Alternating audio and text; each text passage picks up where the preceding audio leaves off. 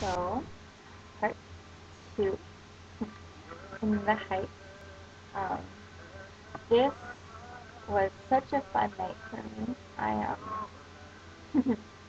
was really glad to share your first Broadway experience.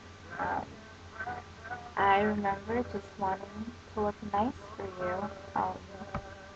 I was equally a little nervous with butterflies and stuff. And it was the first night we got to talk, and you made me laugh. And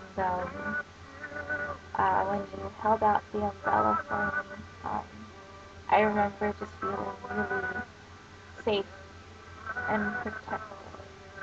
Um,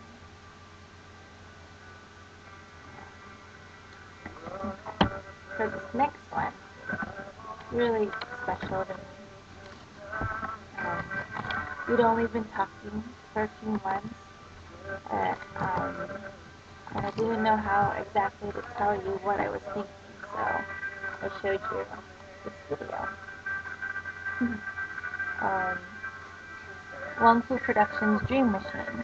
Um, it's about a boy and a girl going on a journey, and I guess I had recognized that we were going on a journey, and it's been one that I'm so blessed for, and that I gladly wish